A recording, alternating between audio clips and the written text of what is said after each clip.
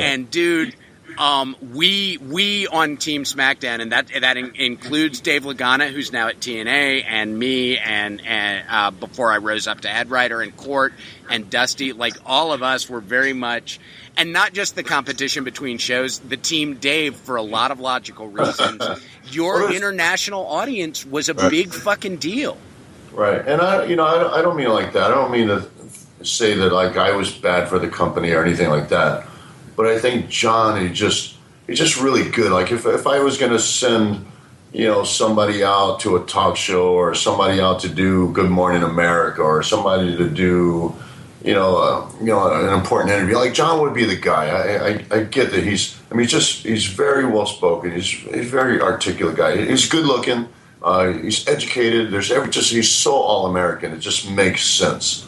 I think I was good for the company. I was definitely, and I definitely played my role. I embraced it, but I wasn't really bent out of shape about that. Well, what it was, I just wanted the same opportunities that other people were.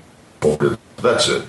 I didn't want to be feel like I'm a second class citizen. So that was where all that came from. I always liked John. I always thought he was great for the company, but also as far as the mic, being on the mic, like John was willing to say stuff that I really wasn't willing to say. Like John is one of those, and this is not. I don't mean this in a negative way. It's not to shit on John, but he's just one of those suck up, kiss ass baby faces that I will never fucking be. Like I'm never going to go out and say, with all you people behind me, with your support, I can accomplish anything. I'll never be that fucking guy, because the truth is, and it's written all over me, is whether you support me or not, if I want to do it, I'm going to fucking do it. And the more you don't want me to do it, the more I'm going to want to do it. And that's my personality.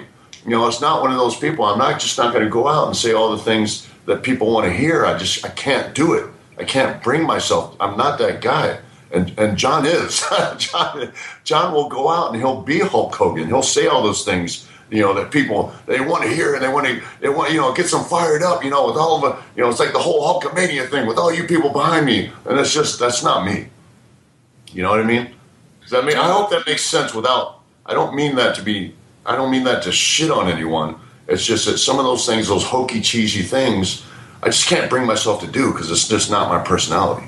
And a lot of times, especially with top guys, Vince would feed them stuff. And goddamn, the worst John Cena promos you've ever heard are not John Cena. They are Vince McMahon, in my opinion, anyway. That's what I mean. It just goes back. It's just one of those things. Like he's just willing to say shit that he really just shouldn't say. and it was, you know me, man. You're gonna get in an argument, and it's pretty obvious when something doesn't sit well with me, and I usually fuck it all up to hell if it doesn't sit well with me. So it's just, I think that's where the lack of faith came from. And just, but I don't know. It's all in retrospect and kind of, guessing and whatnot. But yeah, it's definitely when Vince writing a promo for someone is never really been a good thing.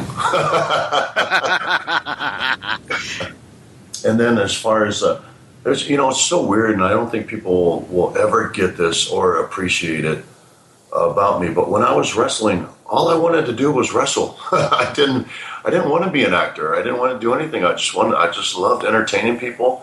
I wanted to be there. I loved wrestling. I didn't want to sell them cheap T-shirts. I didn't want to. I could care less if they, booed me or cheered me, as long as they, I gave them a good match and they were happy with the match. I just wanted them to be entertained. I didn't need the accolades. I don't think people will ever fucking get that. I didn't come out with 25 fucking wristbands and a different T-shirt every fucking week that I'm trying to shove down their goddamn throats. People will never appreciate that. It's just because I really love the business. I love storytelling, and I love, giving the fans, making them feel like, I'm getting my money's worth. This is what I paid to see. This is good shit. I mean, I was happy with that. I was more than content with that. But I really wanted to pursue. It's so funny. I do a lot of things because I get pissed off. And I really hate when people tell me that I can't do stuff. And I had done, when WWE started doing films and commercials, and I noticed that everything more and more was going to Cena. But at the same time, he's main eventing one series of shows, I'm main eventing the others, but he's getting all these opportunities that I'm not getting. Well, that just seemed a little unfair to me.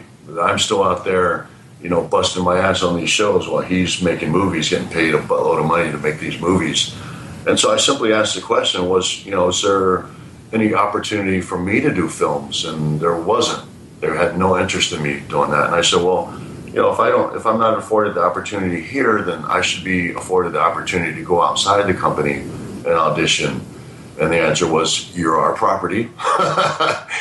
Get your ass on the house shows and get to work. And I just thought it was unfair. So I thought, it's just really unfair. It's unfair to me career-wise, and it's unfair to me financially, where basically kind of mirror images of each other on the show, or on our respective shows, but I'm getting afforded a lot less opportunities, and that didn't sit well with me, and I wasn't okay with that. I wasn't content with that.